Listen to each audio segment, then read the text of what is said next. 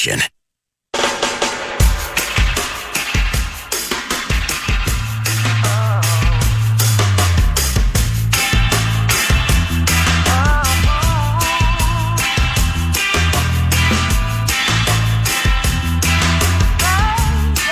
Can you name this one, Timothy?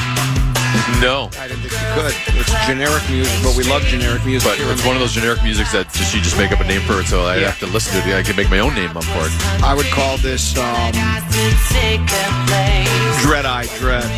Yeah. I'd call it. Something reggae related. 534 presented by Willow River Company. Don't just maintain your property, experience it with the Willow River Experience. It's a monthly prescription plan. You bundle, let's say 5 core services with 3 seasonal upgrades and then toss in 4 custom add-ons. It's one simple plan.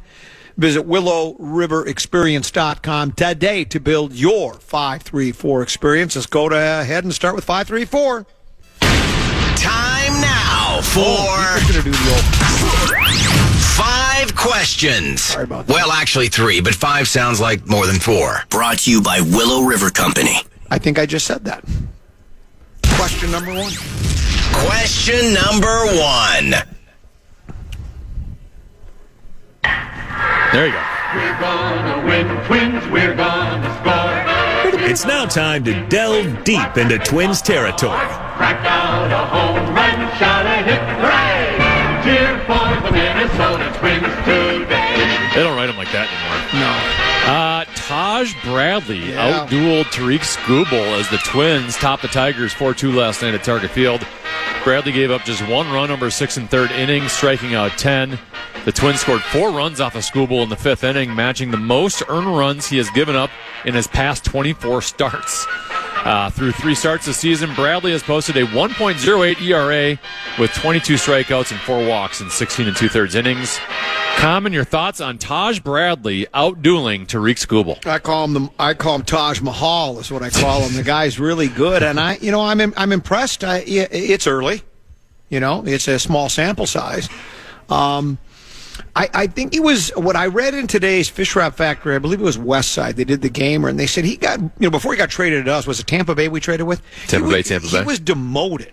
Yes. And because there was one pitch that just wasn't working for him. The splitter wasn't working for him. He can touch 100, but he couldn't throw the splitter, so they sent him down. And then I think they had a quote from him and said, well, I'll just have confidence in the pitch, I'll just throw it, or whatever he said. And all of a sudden, now that pitch works. And, I mean, winning any game in the big leagues is cool, but when you beat Scoobs, I call him Scooby-Doo, Scoobs, I think is a back-to-back Cy Young Award winner, right? I think he won last year and the year before. If I'm not mistaken, if I'm wrong, would be the first time, especially when it comes to sports your whole life, just sports-related topics. But he outdueled him, and then we got to Scoobs, and Taj got a standing ovation from the 8 people in the crowd, but still they all stood for him. So that's nice. And we talked about this a little bit yesterday. Maybe it might have been just you and I, or maybe we were talking with Rosen too. But it's like, if Lopez wasn't hurt, right, out for the year, you would have Lopez, Ryan, Taj. Let's play. Yeah. Right? I mean, it would be a really good. And then, Simeon Richardson. Pretty good trio. And Simeon Richardson, he's a quality pitcher. I wouldn't put him quite with those guys, but you saw his last He's functional. He's functional. His last start was real good. And then you've got, Ober, and, you have, that's a decent rotation. Now, again, they don't score runs for you, but, or play defense for you. Or play defense for you. And I still have my doubts about our everyday lineup, though there are some guys that are quality. So it's nice, though. Detroit defending division champs, if I'm not mistaken. And they won it last year, right? Yes. It's they were favored to win this year. It's a good club. So that's nice. I mean,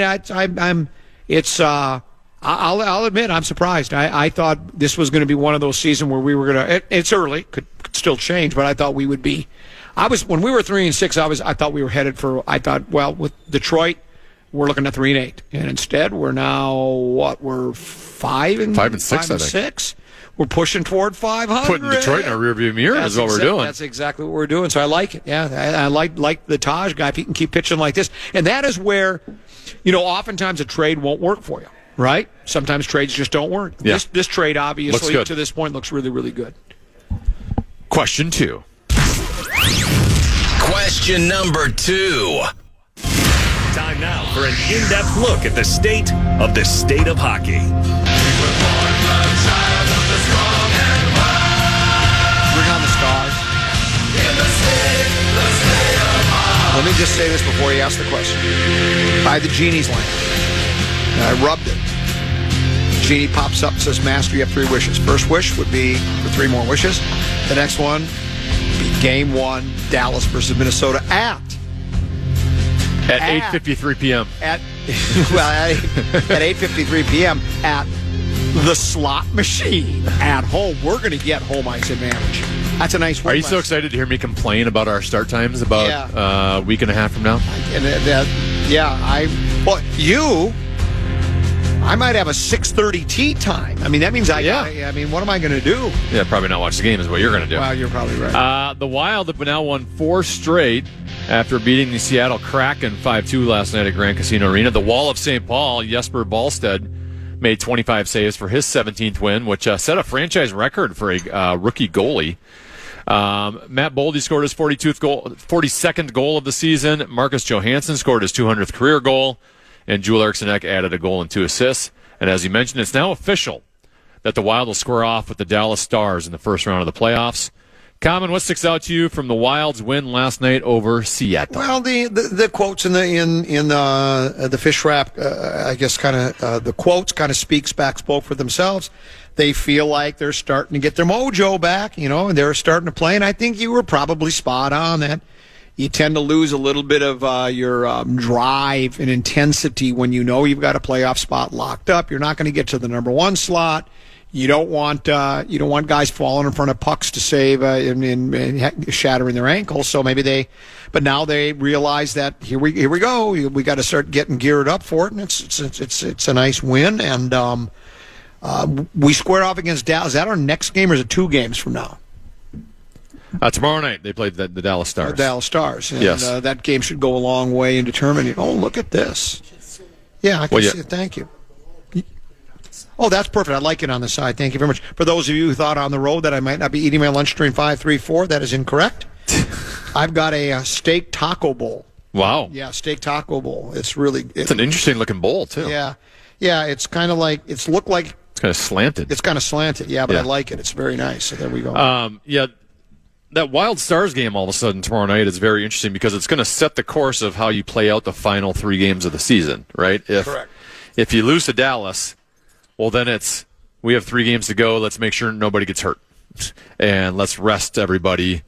If they win, all of a sudden they have a chance to play for home ice, and I think they're going to try to play it out the last 3 games, which that would be so Minnesota sports to play out the final 4 games trying to win them all and then end up not getting home ice advantage and then getting injuries on top of it. Right. That would be like, in essence, Minnesota sports. Yeah, that would. That sounded awfully negative, didn't it? Well, but you know what? And that goes back to what we've had this discussion on several occasions, not just this year, but throughout the years.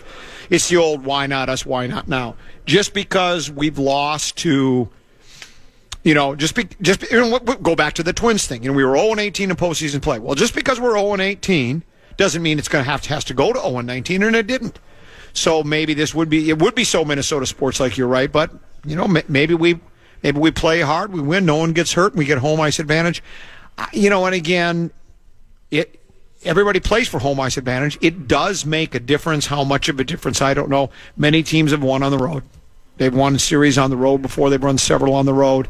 You see, I go to football when the Patriots ended up the Giants. Giants, didn't they win a big game as a wild card team, 9-7? They played every game on the road. Every single game was played on the road, and they still found a way to win. But it's fun. I mean, you're right. You set it up perfectly.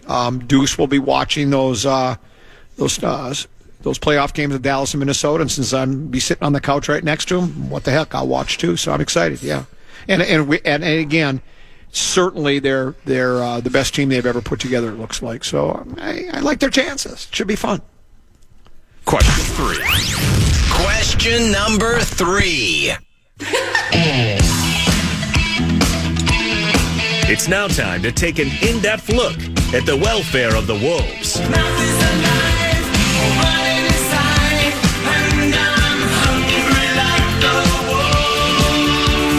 The Wolves officially clinched a playoff spot with a 124-104 win at Indiana last night. The Wolves were without Anthony Edwards and Jaden McDaniels once again, but were playing a tanking Pacers team that was without its entire starting lineup and a few key bench players. Ayo Dosunmu led the Wolves with 24 points. Bones Highland added 19, and the Wolves had 16 steals. Common, did last night's Wolves win excite you at all? Well, I saw the headline that they blew them out. So I thought, hey, we're putting it together. And then you dive deep into that first paragraph or two, and then you see that exactly as you said. Indiana, there may have been guys they took out of the crowd that you just don't even know because you're playing reserves. Reserves generally don't play much. You could put anybody in there when no one would know. And so it's not our fault, right? It's, we don't put their rosters together. We don't put the schedule together. We don't draft for them. We don't trade for them, and we certainly don't decide when to tank. But it's a W. But it seems like we're getting Denver though, right? I mean, we can't get higher than we can't get to the third spot, right? Well, we can technically get to the fifth spot, but we're living on a prayer, right? And based on the lineup they're throwing out tonight, they know they're not even trying for it. And with Doncic out, and the good news is McDaniels all of a sudden. Well, that's what I saw that. Yes, has been cleared for activity, and he's questionable for tonight, so that's a good sign. But Ant's not playing tonight. Julius Randle's sitting out. Okay, and then I think I saw McDaniels and Rudy Gobert are both questionable. So we've probably just decided, hey, let's rest up. Yeah, because we've been the 6th seed before and got to the Western Conference Finals, and if it's the old why bother? Get the 6th seed, square off against Denver, and see where it goes from there. So. Question number 4. I'm not as confident about the Wolves. No. Yeah, go ahead, Question number 3. I'm going to say something controversial. That's interesting. It's time now for the controversial question of the day. Kirk Cousins, you like that? You like that. He, of course, is now a Las Vegas Raider, and he said that the Raiders have, quote, the best jerseys in pro sports, end quote. Common, do you agree with Kirk, or what do you think is the best jersey in pro sports? I think a lot. Whoops, sorry. I was eating my food, so I pulled my microphone away. The short rib taco bowl is spectacular. I think people like the Raiders uniforms. I mean, they're one of the few teams. There's only a couple of teams that don't have stripes on their sleeves, and they're one of them. I kind of like that. They have their number on their sleeve. I'm a road white uniform guy more than almost any team you bring up in football, specifically. I like the road uniforms better than the home uniforms. I don't know why. I just think the white, it's clean until they start playing. It's a clean look. It's sharp. It's got nice lines, and then you accent it with the team colors. So I've always liked the Raiders road uniforms. I don't know. Logo has a lot to do with it. I mean, we could do another Wordle-like segment, and we could just, let's go over the best uniforms in pro football, do List Radio. List Radio, which is List Radio. I don't know. Well, he didn't just say football, he said pro sports. Right, correct. I'd have to look at every single jersey to know. I mean, I'd like to know, is he saying, because he just said jerseys, does that include uniforms? Because football jerseys never have any logos or anything on them, but if you combine it with the Raiders helmet, which looks pretty cool, then I understand. Well, and then, again, is basketball uniforms are always hideous. It's just not a good look. Yeah, I'm with you. Hockey jerseys, and I'm not just saying this because it's my sport, they're the best looking uniforms of all of them. You think so? Yeah. What's your favorite hockey uniform? Is it happens to be the Wild? You like their wheat and green? I like the wheat and green. I don't mind that. When the Seattle Kraken came along, I thought this is now the best logo in all of hockey and one of the best jerseys in hockey. And I'm like, that never happens usually with expansion franchises. I hate the names. I hate the logos. And I thought the Kraken just killed it. Now that the Arizona Coyotes have moved to Utah, I think Utah has upended all of them. The mammoth, the logo is unbelievably cool. Did you see the Zamboni they made? No, it looks like a woolly mammoth. They made what do they call it? They call it a Mamboni or Zamoth? Oh, a Zamoth. Zamoth. They made a Zamboni that looks like a big mammoth with the husks coming out. It looks awesome. Well, now let me ask you this. their jersey, does it have like fur? Because that's what they should do. Is they should do that. It should look like a caveman kind of a thing. I would have the fur thing. Yeah. So woolly mammoth might be. Yeah, the mammoth might be the best now. Yeah, I think you might be right, but we'll leave that for another day. That's it for 5 questions. And that's it for today's edition of 5 Questions. Well, actually, 3 questions, but 5 sounds like more than 4. And remember, 534 brought to you by Willow River Company. Don't just maintain your proper tea, but you can experience it. It's the Willow River Experience monthly subscription plan. For instance, you can bundle 5 core services, then 3 seasonal upgrades, and 4 custom add-ons onto one simple plan. I'm still mulling it over. I've got my... They've given me my options. It's their estimate, their proposal's out in front of me, and I'm going to take a look at it. You can do the same thing, put it into one simple plan. Visit willowriverexperience.com today to build your 534 experience. Short break, come back, broadcasting live from the Legends. Speaking of Legends, Brian Oake will join us next for a little rock talk right here on The Fan.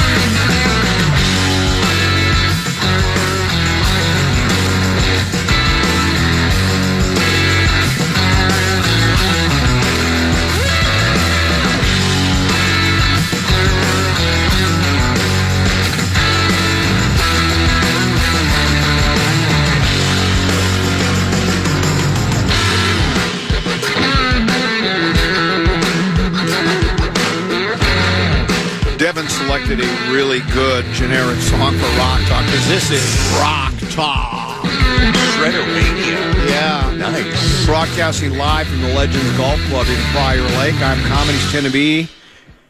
Excited and delighted to be joined by Brian Oake. And do we have the open? Oh no, we do that for Rock Rank. Yeah, Sorry right. about That's that. I got confused. I had an open there, and you didn't like it. It was too long for you. 4.5 minutes. Wait, if anything, though, that song we just heard was the perfect open because it sort of exemplifies. I mean, it really embodies the spirit of what's happening right now at Legends here in the clubhouse. Yeah, it is. I mean, it is rock and roll, baby. Yeah, it's very quaint, very quiet. They have several people dining. The golf course, they had over. They opened up the tee sheet today at 11 a.m. Mm-hmm. First time they've allowed golfers on the course this season. So, I mean, the people must have been real frothy about it. There's 120 people out there today. Okay, because there's a lot of cars in there, and I walked in, and it's kind of quiet, but that's because they're all out there doing the golf thing. Yeah, well, have you been out today? Well, here's what I tell you. I was going to play today, but I have physical maladies. I've been hearing about them lately, including I've got African sleeping sickness. Of course, CC flies, big problem for you. Yeah, African sleeping sickness. I also have flesh eating bacteria. Here, would you like to shake my hand? No, I'm all set. Thanks. I also have. I think I might have early onset, and I also do know that I had to elevate my scrotum because of a hernia. So I had a lot of different things happen to me. Wow.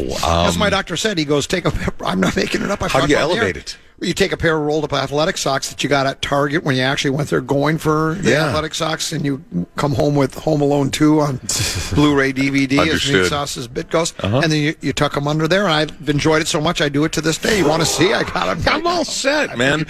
Yeah, no, you. What I like one of the things that's fun about getting older is that I don't really give a rip what anybody thinks about anything anymore. Not that I ever really did, but now it's just completely gone. And I like that you are living. We can bring up 394, 94. And you don't care anymore? Well, I cared less than I once did, only because I don't have to drive it every bleeping day. And it was a lovely drive down here. You know, golf courses, he was given sort of with the wind and the clouds, given sort of a Scotland vibe today. But Minnesota, man, it must be amazing to golf here because once everything pops and once it's all in bloom, you're walking through planned nature of the highest order. Do you want me to do the inside golf talk? This is what any golf course superintendent will tell you, or any agronomist. Is that the people that do dirt? Sure. In September, October, it's the best turf conditions anywhere maybe in the world for golf. It is just thick. It's perfect. That's the best time to play. And most people, your average players kind of start hanging up the clubs after Labor Day because, hey, kids going back to school, so now you got other activities. It's harder to get out and play. Us hardcores, we play right through. If they're open November 15th, I'm out there November 15th. So when you get those, you get September and October, and those turf conditions are perfect. It makes for great golfing. Indeed, it does. Never swung a club in my life, not Never one. in a life.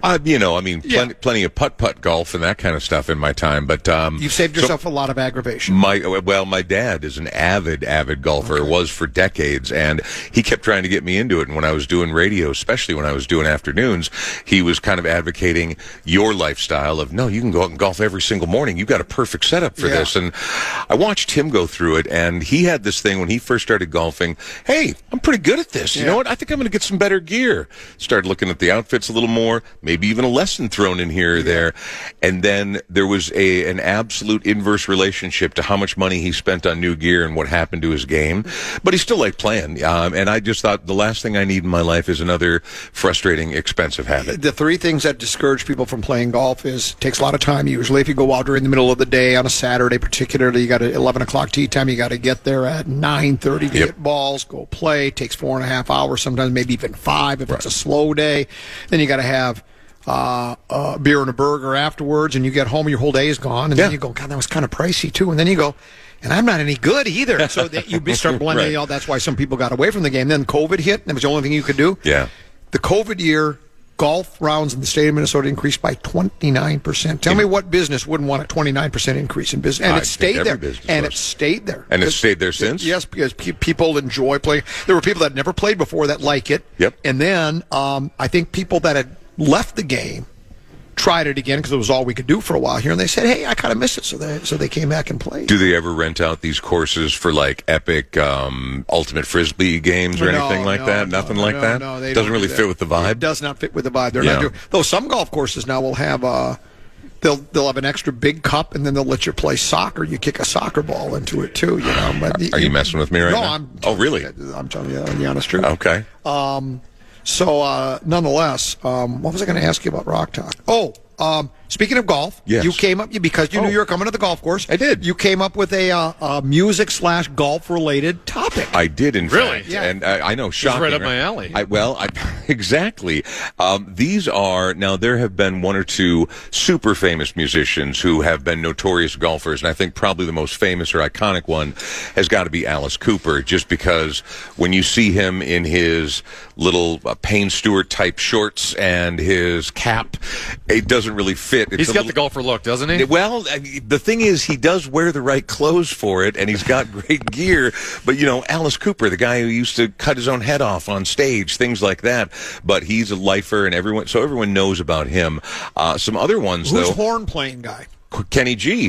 That's exactly where I was going next. Apparently, he is a former two-time club champion at Sherwood Country Club, and he's a scratch handicap. Yeah, he plays in the AT&T. The Pebble Beach AT&T Pro-Am. They always have the AMs with the pros, and he's in there all the time. For real. Well, I feel like more musicians should be golfers. They got the time. That's what I'm saying. Like, especially once you've accomplished so much, you have the money. It's not like you have a 9-to-5 schedule that forbids you. You can just play whenever you want. You're on the road. Bring the golf clubs with you. I think it might be, especially after a concert where your adrenaline's on high, it might be just nice to get out in nature the following day and calm down a little bit. Oh, you can see clips of Alice Cooper talking about golf. Yeah. It's just like he's addicted. It's a religion. No, he's notorious. I mean, that's his famous phrase, that he's literally addicted to golf, not unlike yourself. Yeah. There's a country star named Jake Owens, worth noting that he's a 2.1 handicap. He was going to try to be a professional golfer, but as we've discussed many times, a little harder than the average person thinks it might be. Yeah. And so he settled into a nice lifestyle of country music. Your guy, DJ Khaled, he's my guy? Yeah. Okay. He frequently posts his daily golfing sessions playing with high-end custom gear. Who would care what anybody shot every day? Why? I mean, have you seen DJ Khaled? Do you know what his whole vibe is? Well, I was kind of doing the bit on me because I do the wheel of topic. I'm trying to make it about me. I hadn't even thought about that. Wheel of topic is coming back. It has. We already Thanks had for listening. It's already there. Well, listen, I listen to this show as much as any member of the Commonwealth, with certain notable exceptions, because I do still like to get out of the house once in a while. JT, Justin Timberlake, he plays with a 6 handicap, and he once owned the Miramichi golf course in Memphis. You played there? Really? Never played. He owned the course? That's what it said. Formerly owned the course. Eddie Van Halen, he was an avid golfer, basically at every charity golf rock star championship thing ever, anywhere.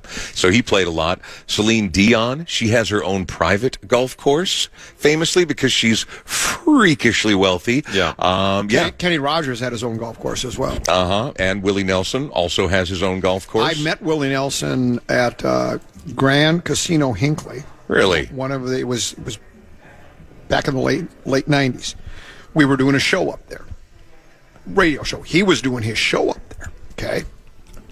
So somebody came over from the golf course. Common, you know that Willie Nelson's over there. My sister loves Willie Nelson. Yeah. One of her favorite stars all the time. So I go, I'm going to go over there and get his autograph. It's time. Sister. And, I know they don't like, but he was, at least he didn't, I hated to be that guy, but I drove up, I said, Willie, my sister loves you. Can I get an autograph? Absolutely. Sign an autograph. And you could see, Oh, yeah, well. they were having a little bit. So anyway, so Willie Nelson, we better take a break. We'll come back. We get a couple more people. Got a couple more. Now, I've got something controversial Ooh. that I want to get to. That's interesting. Local. It's local. Oh, right. I think it's controversial, but we'll talk about that next. It's Rock Talk Live from the Legends Golf Club here in Prior Lake with Common, Tenneby, and Brian Oake here on the Fan.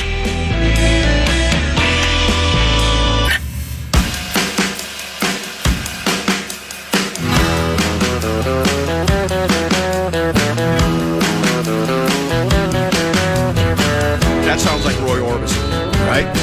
Yeah. It's got a Roy Orbison vibe to it, but it's not. It's some generic piece of music, but it sounds like Roy to me. Maybe it's an undiscovered Roy who's just got a job at a music publishing place, just cranking out bed music all day, every day, like a factory worker. He's got a daytime job. He's doing all right. Doing all right. He gets to be a musician for a living. Brian Oake, he's Tenneby. I'm Common. Mark Rosen is here. He's having lunch. He'll join us here at 2 o'clock. Did you have a couple more golfers? Just real quick, I wanted to throw out Bob Seger, because Seger gets mentioned on lists of famous golfers. He's apparently an avid player still to this day. And then Snoop and 50 Cent have both been cited on the golf course dozens, if not hundreds. Hundreds? Hundreds of times each.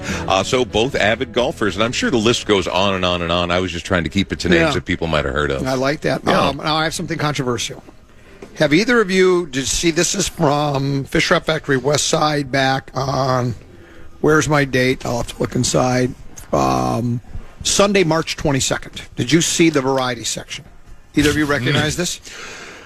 Exclusive greatest Minnesota celebrities of all time. And look at that. You don't see a full page splash like that too often. It lists, I think the number that they have in here goes to 25. Wow. There are a number of musicians in this, including Terry Gilliam.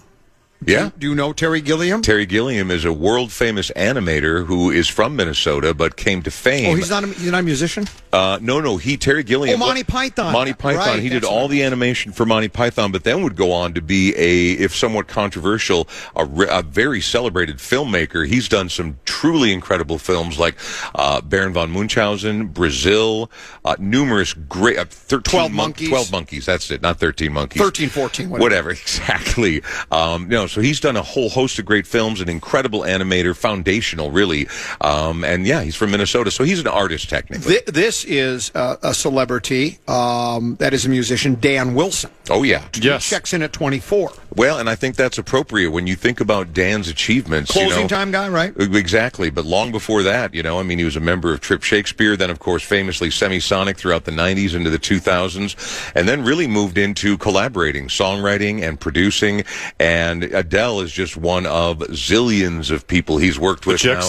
Yeah, the Chicks, he's won Grammys with both He wrote of them. Not Ready to Make Nice, Which the Chicks. Yeah, exactly. Huge hit. A giant comeback moment for them, too, right? Yes. I mean, the tone had to be perfect for them to come back when they came back after all the nonsense that went down, and they nailed it. And they credit him with coming up with some of those incisive lyrics. They knew the spirit, but he helped them dial it in, and that's kind of what he does these days. And he does it at the highest level. He's won multiple Grammys for it. And then the Adele song "Someone Like You" is a massive hit as well. I mean, those are giant songs. And Adele, Taylor Swift, Pink, and Chris Stapleton. Exactly. I mean, and just he's worked with everybody and continues to work with everybody. One of the bigger names in the music industry to come out of Minnesota ever. Ventura, not a musician. This is celebrities, but he checked in at 21. Okay. The man was our governor. Yes, he was our governor, and he was he started out Navy SEAL, action movies, world famous wrestler, The Body.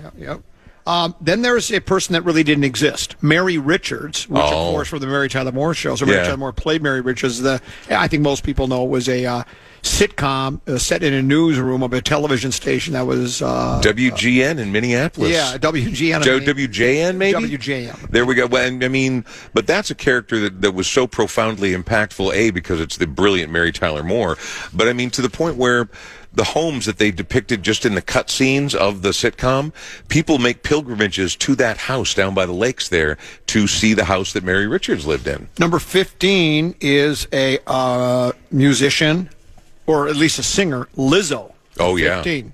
Yeah. Is Lizzo that big still? I mean, because I know she had the Minnesota Vikings song, and I know she was very popular, but is she like... She's still around. She hosted... Was that recently, or was that a while ago? She hosted SNL. Maybe I'm thinking. Maybe I saw a replay of it. It was not that long ago. It was in the last 5, 6, 7 years, something like. Maybe more recently than that. If it was, I'm not aware of it. She showed up on my TikTok recently, so she's still around doing something. She's absolutely still a force in music. I think that what a lot of these polls end up being, like when you suddenly see NME's 100 greatest songs of all time and Smells Like Teen Spirit's in the top 5. So only because Lizzo is sort of the latest, biggest name to come out of Minnesota, I think that's why she's that high on the list. I wouldn't put her over anybody that we've already talked about. But, she's absolutely deserving. She's a huge deal. She's known internationally. Number 14, Paul Westerberg. Yeah. Founder of The Replacements, right? And one of those poignant, heartfelt songwriters. He's as good a songwriter, and I'm going to say something controversial. That's interesting. He's as interesting or as important. He's not the same kind of guy. And no, he did not reach the dizzying heights of Lava Bloom Gal? Because she wrote the Common Man song. As Daughter of Swords? Yeah. Well, do you know Daughter of Swords? I don't know Daughter of Swords, but I did hear you talking about it. She's from Minnesota. I love the name. I love the name very much. He is, who are we talking about again? It says, here's what it says. The Replacements never had a major hit, solidifying their status as outsiders, but it's hard to imagine Wilco and Green Day ever scoring with audiences if Westerberg and company hadn't set the stage. He's a songwriter. He is the alt singer-songwriter-y, Bob Dylan-y, who's the guy that you like that does the Taxi song? Harry Chapin.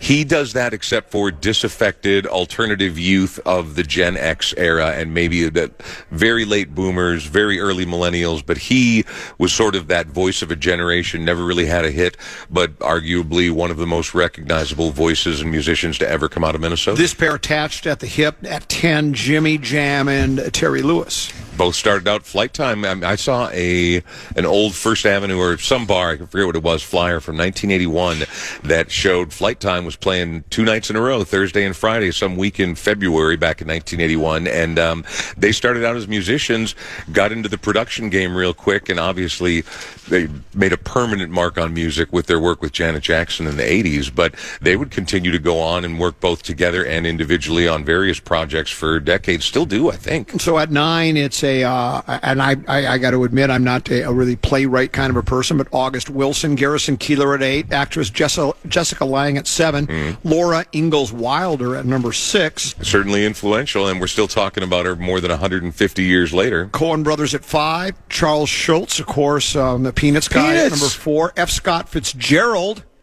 at number 3. I mean, easily the biggest author name ever out of Minnesota. And then we get to number 1 and number 2. They are both musicians. I was going to say, where's Mark Rosen? Well, Mark Rosen, he's not on that He's not on that list? Also, not technically an artist. Yeah. Well, I'm just saying top 25 celebrity, though. Yeah, it's celebrities, not artists. It says artists on the front. Yeah, but also it said celebrities. I could have sworn. Not all of them are musicians. Yeah. Right, but artists. Yeah. I mean, that's like when we talked about right away. That it says Celebrities. Oh, it does. It does Celebrities. Yeah, Look at so that. Mark Rosen should be on there. Well, then it's an atrocity, and this sounds like a hit piece. 1 and 2 are musicians. Number 1 and number 2. I know who they are. And they are Bob Dylan and Prince. Yep. Who would you rank as 1 and who would you rank as 2? It's impossible. Well, they did. Yeah, I know they did. The Star Trib ranked one of them 1 and one of them 2. Well, Dylan was here last year, and I know he's coming again this summer or sometime in the coming year to perform at the new amphitheater down there at Mystic. I've got to go for me personally. I would argue that Bob Dylan's influence and impact is greater. But for me as a Minnesotan, I take more personal pride in Prince because of what his music did to me, how it affected me. The impact he had is also just as large. He literally changed what music sounded like in the 80s. He making these amalgams of funk and new wave that simply had not existed before. Not like that. And he brought it to dizzying heights and then continued to be one of the most iconoclastic, interesting, challenging, consistently rewarding artists until the end of his life. And I don't have any disrespect. They are the deserved number 1 and 2 on this list, but I gotta go Prince. They also say he created an enigmatic persona as the coolest cat on the planet ever. They rank him number 1 and Bob Dylan at number 2, and I'd flip flop that. And I don't think I'm there's really old. But I don't think there's a wrong answer. No, there, I don't. Right? There probably is not. They're both unbelievably incredible, like on a whole different level. The drop off, like in a draft, is very sharp after those two. Still greatness, but I mean those two are beyond. You can't expect that in a lifetime, and we got 2 of them. Yeah, let's go ahead and do. I don't know if we're going to have the open. Oh. Devin, did you get my text? Are you able to find it? There we go. Here we go. Rock rank. Rock rank. Rock rank. Rock rank. Rock rank. Rock rank. Rock rank. Rock rank. The rock rank today, we're continuing our geography. We have one person that came to watch the show. Yeah, he's loved, got an old Common Man shirt on. And he loved Rock Rank. One of the best nice. one of the best T-shirts we've ever had. Where'd you hit it on one? It's a classic. We're continuing our geography thing. Right, this is our last one in the United States. We're going to go international after this week. No. Love it. Let's explore the world. I'm ready for it. Right. Then we'll go to outer space the week after that. Yeah. Go on. Songs with a U.S. state in the title. Your top 5 songs with a U.S. state in the title.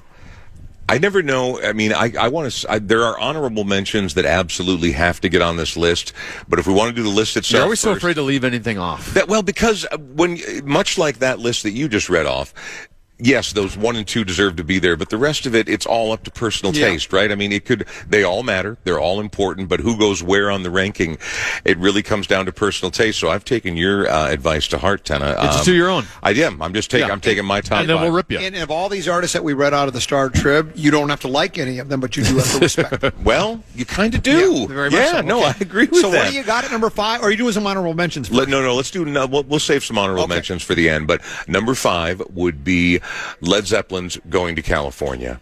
It starts out so really beautiful good. and so acoustic, and then it hits this unbelievably fantastic groove, but there is a mournfulness, a melancholy that runs through the whole And song. when Robert Plant hits that part of the highest note of the song, it's goosebump inducing. They wind it back down at the end, and so it's this beautiful little groove, and it's the melancholy of freedom. I'm going to California, but he's going there because everything has fallen apart, and he's hoping to find some semblance of a dream still, and it's just an amazing song, and it does reference the Golden State, so that's number 5. Number 4.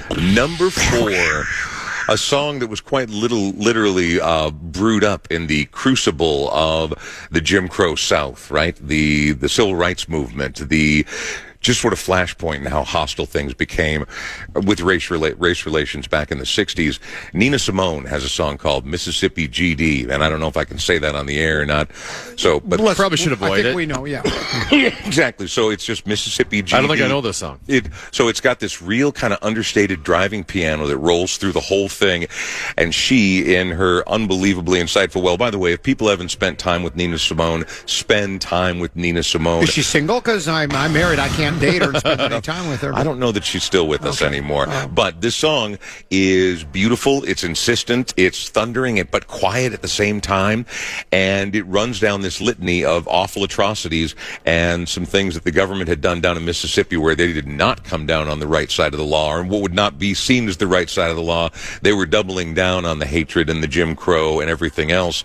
It got to a flashpoint, and it inspired this song by Nina Simone, which is not really typical of her music, but she's a wonder and plays just about everything perfectly. And this was, I think, her deepest foray into any kind of protest music or music about what was happening with civil rights. Number 3. Number 3, a band out of Athens, Georgia, but they're singing about a state much further to the west. They were weird. They were quirky. They had beehive hairdos. They did surf guitar. They were the band that literally changed the direction of my life, because growing up, I just listened to what was on the radio. A buddy of mine in high school on the swim team slipped me a tape by the B-52s and said, you should listen to this band. You should really listen to this band. And I was like, all right, I'll give it a shot. And I put in the copy of Wild Planet. And that was the very first time I heard the song that comes in at number 3. And it has gone on to inspire a movie of the same name. And the B-52s would be sort of the standard bearers of weirdo new wave that actually crossed over into pop. And then in the 90s, they actually became MTV staples and were making genuine hits. But they used to be the coolest, weirdoest alt band out there. The B-52s and their song Private Idaho. Private Idaho. It's I only know Love Shack. Well, but if you go back about 10 years from Love Shack, they were still doing the same kind of stuff. They glossed it over, and they were a little better produced for the 90s stuff that made them hits and made a lot of people know them. But they were always a great, interesting, innovative band. Number 2, the Dukes. The Dukes. I think number 2 and number 1 could flip-flop either way, and I think you're going to love absolutely both of them very deeply. Like Prince and Dylan could flip-flop. Kind of right. Okay, so I put it number 2, the Mamas and the Papas, because I've always had a thing for so good. Vocal harmonies. Yep. California Dreamin', another song about California with a very melancholy tint to it. Yeah. But it's so beautiful, and you drift away on it, and the 4-part harmonies that kick up, and everyone knows it. I mean, back when you guys still played music, you played it on this show all the time. Oh, that's great. It's a great, great song. And at number 1, we could do rock rank songs just off of California songs, by the way. Dude, I got so many. California Girls by the Beach Boys, California Girls by Katy Perry, Californication by the Red Hot Chili Peppers, California Love, Eagles, Hotel California, Tupac. Exactly. I've got that on my list right here. I'm not going to forget about it. And now we're going to do number 1. Number 1.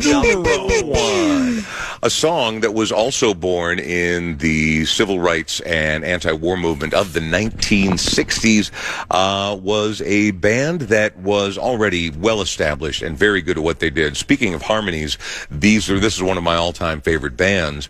Crosby, Stills, Nash & Young have a foundational song, a definitive, iconic song of the era called Ohio, about the events that unfolded at Kent State during anti-war protests. And they poignantly put a flag on the map of how they felt about where things were at and how troubled the nation was. And I don't know, here we are 60 years later, and those same kind of tensions and feelings are being felt across a pretty wide spectrum. But when we come down to just great songs, not only cultural impact, but it's an unbelievably great song as well. Ohio by Crosby, Stills, Nash & Young is my number 1. Yeah, I would probably put it number 1 as well. Another one that's near and dear to my heart because I grew up with it is probably on your honorable mention, Sweet Home, Alabama that's pretty by good. Leonard Skinner. It's one, again, when people talk about getting tired of things like Freebird or Sweet Home Alabama, there's a reason. It's iconic. It's important. It is absolutely a part of the fabric of American music. Let me throw a couple others at you. I know you're big. Can I say this real quick? Go ahead. About Sweet Home Alabama? It's got the best open in the world when all of a sudden they start and he goes, turn it up. Turn it up. It's just so good, man. Turn it up. Whether or not you like country music, if you like music, you like that song. Let's see. Weird Al, actually, honorable mention and shout out to our guy, Al Yankovic. He has a song on one of his records called The Biggest Ball of Twine in Minnesota. Otherwise, I was going to say, there's no Minnesota song. Other than that, that was literally the only one I could find. I didn't even know that one existed. I fell in love with the song Devil Went Down to Georgia by the Charlie Daniels Band when I was young. What about Midnight Train to Georgia? Also on the list here. here. Dolly Parton's My Tennessee Mountain Home. Wilco, who you referenced when we talked about that Paul Westerberg there. California Stars. Mountains, Mississippi Queen. Although they're really talking about the river, but you know, there's a state of Mississippi. What about All My Exes Live in Texas? It's right here. That is George Strait. Bruce Springsteen's got Nebraska. Post Malone has a song called California Sober. Who else do we got on here? Public Enemy. By the time I get to, Ray Charles, Georgia on My Mind. That almost crashed into the top 5 there. There was another. Neil Diamond, Kentucky Woman. Yes. Who did the song Arizona that we used to play on during Dennis Green press conferences when he was the head coach? Wonder guy named Hammond. Was it his name, Hammond? I don't remember. Arizona. Yeah, that's what it was. Yeah. Albert Hammond? Albert Hammond, I think it was. Really? I'm pretty sure it was Albert Hammond. Okay. So those are just the list those are the ones that came to mind. We need more Minnesota songs. Well, I mean, there's a lot of What about California Girls by Katy Perry? Did you say that one? I did say that one. Yeah, no, because I said Beach Boys and Katy Perry both have a song called California Girls. No, and if you go and look, there are gazillions of them. In fact, on Spotify alone, I found no less than a dozen playlists named after this particular heading. So there was a lot of stuff in there. A lot of it I didn't know. And if you want to go all country, you could still come up with thousands of them because, man, do they like talking about the days Tennessee. They never lived in Kentucky and Arkansas and Tennessee. Pick them. Yeah, just absolutely pick them. This isn't the Albert Hammond that we're thinking of. Yeah, I don't think it's Albert Hammond. No, because Albert Hammond, he didn't do Arizona. You can tell he didn't. No, that's Albert Hammond Jr. Yeah. That's his son, who was in the Strokes. Okay, that came out of so New the York old City. man. Then I think it was the old man. It was the old man. I remember because he was a thing, and that's why Albert Hammond Jr. was kind of interesting when he came out. Very good. You have, I've been told. Yes, sir. You can either confirm or deny this that you have a podcast. I will confirm it. In fact, I will climb to the mountaintop and exclaim it. It's called The Brian Oak Show, and it is now 566 episodes deep. We talk about local music. We talk about what's happening in the entire Minnesota arts scene. We've talked to politicians. We've talked to entrepreneurs. We've had all kinds of people on, and we've been doing it now for 6.5 years, 566 episodes, all available online. And the best way to get the podcast, to find my podcast, is through the free iHeartRadio app. Did you win the award yet, or haven't they announced it? We can't. It's not officially announced yet. So I'm in the running for a pretty prestigious local award for Best Minnesota Podcast. We'll wait and see. I believe the results will be announced in the coming weeks. Is there any way I can stuff the ballot box for you? It's too late. Voting is closed, but more than 140,000 people voted in this. It's too late, Carol King. No mention of a state in it, though. Yeah. Mark Lindsay was the artist. Oh, it's Mark Lindsay. Yeah. That's who it was. Although Albert Hammond had a song that was on one of these lists. He's got It Never Rains in California. That's who it is. It never rains. Look at that. Weird. Yeah, well, I get my California songs confused. There's a lot of them. And Arizona songs. Let's take a break. Thank you so much for showing up. International next week. International. So titles that have at some international cities, countries, continents outside of USA. I'm in it. Okay, I'm going to put mine together this time instead of just throwing them out. I want you to, because you're going to put in Toto's Africa. Yes, I am. I'm going to put Africa. Oh, yeah. Gross. I'm saving an Africa song. It talks about it's literally the greatest song in the history of music, which it's not, but it is really good. Dueling Rock Rank next week. I'm ready. We'll do Dueling Rock Rank. We'll take a break. We'll come back. Mark Rosen joins us next out at the Legends Golf Club in Prior Lake right here on The Fan.